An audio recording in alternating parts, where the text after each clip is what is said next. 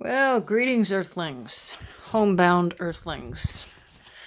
Um, all my friends keep bugging me and have been for years since I moved up here 5 years ago to tell them how I'm making out. How do I, and especially now, I've had emails, how are you making out up there during this COVID thing? And I have to tell you, pretty good actually. So it really hasn't changed our lives all that much because we typically are housebound or, property bound in the wintertime anyway for 4 or 5 months because the roads are not impassable, but, really kind of iffy. So this is how I make do with this is one of my pantries. I have two kind of pantries and one big one downstairs. So this is all spices, and this is kind of the standard stuff that I use every single day. I'm in and out of this closet. I don't even know how many times.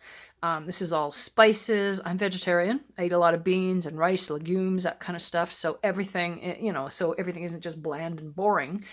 I've got all sorts of different spices and things like that. I also, in the summertime, when produce is incredibly cheap and bountiful, I'll get things like jalapeno peppers and celery and that kind of things. Red peppers, there's red peppers right there, and carrots. I can actually do carrots all year, and I'll slice, grate, chop, do whatever, and then usually I'll dehydrate it. Some of them I actually pickle. So pickle green beans, I pickle carrots, which are one of my favorite things.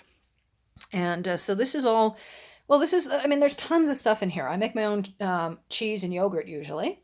And I do buy cheddar cheese just because I've found it, I've never been very successful, but I haven't tried that much. But I make my own feta and I make a lot of yogurt. So I'm vegetarian, but not vegan. So I buy this from, it's actually in the Okanagan, I can't remember where, but I buy bags and bags of this stuff so I can make my own feta every year. And I do get fresh eggs. I haven't finished my chicken barn yet, so that's like on the list of things to do, but way down at the bottom. So, the things that are actually with me and alive, those kind of take precedence for getting other animals that are not even existing yet. So a couple of things that I will point out. This one is called Ova Easy, and it's from a place down in the States. I can't remember exactly who makes it, but this stuff is awesome. You would never know. Obviously, you're not going to get a sunny side up egg out of it, but for scrambled eggs, you would never know the difference. So that's the last of the stuff that I have, so I'm kind of metering it out. But even when I don't have, in the wintertime, there's only so much fresh eggs that you can actually keep. And I know you can lime them and do all sorts of other stuff with them, but I haven't done that. I'd rather just, cut down on my eggs until the spring. So it's not a real hardship. So this is the pantry number 1. And here is pantry number 2. Pantry number 2 is all kind of nuts and seeds and that kind of stuff. So I have a grinder called a Flick Flock, it's a flaker actually, and it flakes oats and flax and that kind of stuff, and buckwheat and whatnot. And I use a lot of that. So for breakfasts and things like that, when I get a big bountiful crop of apples in the summertime, or in the fall, I'll usually spend some time, put a couple movies in, and, have a couple of buckets going in front of the sofa, and I'll just spend hours and hours peeling apples and then dicing apples and then dehydrating apples. And then I have apples all the way through the year for putting into, oatmeal kind of stuff in the morning. So all my, my smaller quantities of flour and stuff like that, I have big quantities downstairs. And this is a lot of like baking supplies. This is where all the olive oil or all the oils are, and all the, I've got lots of different types of salts, different types of sugars, different types of oils, different types of vinegar. So all of these things hang out in this particular cupboard. So that is what is happening here. So there's tons and tons of stuff. But let's go take a look downstairs. This is down in the basement. Da, da, da, da, da, da. All right, so first thing I come to, in the springtime, when spring ever gets here, this is all it's kind of an apothecary / where I keep my paint. So anything that is going to be frozen or damaged by freezing in the workshop, I'll usually bring it in here. And you know how we end up with like a half a gallon of paint from this room or that room or whatever, and you can't dare throw it away? So that's what all the bottom layer is, all the kind of can't freeze stuff that I bring in. And then I lug it back outside again. So this summer, I'm hoping I can actually get around to building cabinet doors for all this stuff, because this is actually all medicinal kind of stuff, like teas, and I mean there's everything you can possibly name in there, but for the most part this is all medicinal things. So and they're obviously, they shouldn't be, well, they're, the wood stove is right here, so it does tend to get a bit warm in here because I heat my house with wood, and so it's subjected to a little bit of light, not too much, because everything is on motion sensors here, but it is subjected to some heat. So that will get moved, or that will get covered. So here is the big pantry. So this is where everything is that I use all year long. So most of this stuff is all the plant growing things. The seal meal, or whatever you call that thing, the bag air sucker thing. There's dog food and everything, and, you know, canned food, cat food. I just got a new kitten, so he's really into baby food, or like soft food. And I use 5-gallon buckets from a friend of mine gives me all his buckets from making wine. And so I usually get a bunch of buckets, but I get them every year, and these 5-gallon buckets are absolutely fantastic. So, and I go through a ton of this stuff, and I know a lot of people get those lids from Costco. I can't remember what they are. I don't really have an issue with these. I just usually put a little bit of silicone caulking in the little air thing here to stop it from from any air getting in. And then I just have a handle. It's just this one of these just to get the lids off. So it's just not that big a deal. So flour, whole wheat flour, white flour, cat and dog food I keep in here, white sugar, brown sugar.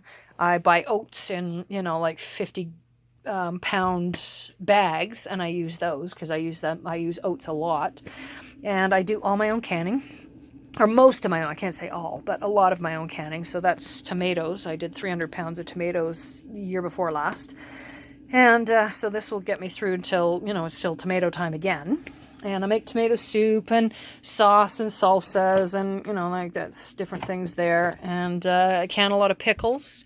I do when things are in season, and I buy them cheap. So even things that aren't grown locally, obviously, like, these are lemons and limes. And because I do live so far out of town, and sometimes you want a lemon or a lime, but you can't get one. So I buy them, bags and bags at a time, and then I just cut them all up and dehydrate them just like I do with the apples. So this is more, seeds and nuts, and my teas and coffees are back there. And like I say, I buy a lot of, those are faba beans. I buy lots of beans and lentils and things like that. I buy them. There's a place called Yupik in, I think it's in Quebec. And they are really, really good. A lot of their stuff is organic, which I like.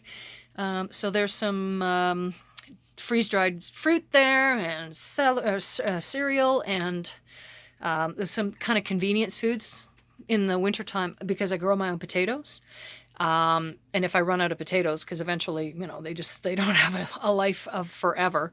So then I have, like mashed potatoes and gnocchi and that kind of stuff. So this pastas with the ubiquitous Kraft dinner. Everybody's got to have Kraft dinner somewhere. So tomato soup that I made and tomato soup that I bought. These are tomatoes that, God, they're absolutely horrible. When I ran out of tomatoes, I bought canned tomatoes from Costco, and they're absolutely dreadful. I just can't stand them. But, they're good for, I make a vegetarian chili with something called TVP. It's textured vegetable protein, which is a soy-based, it looks kind of like grape nuts.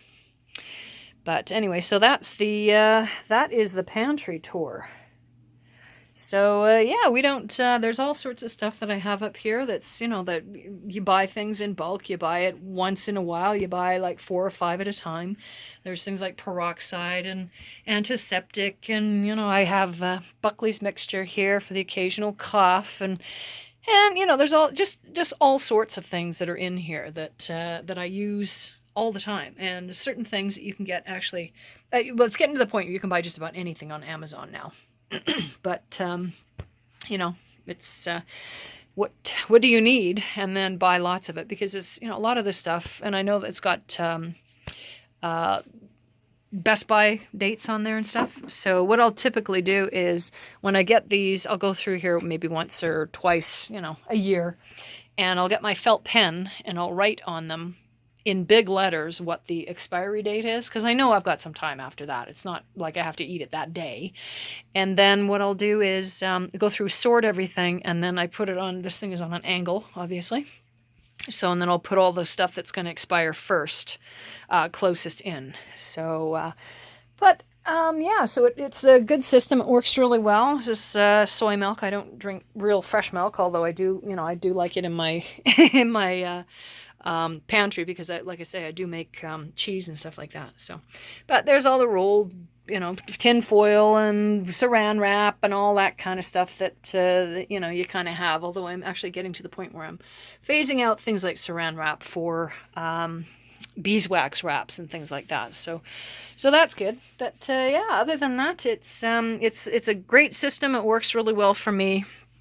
I don't go into town a lot, and you know, and that's how the way that we live. So yeah, I don't know what to tell you. That's how we eat. That's how we survive.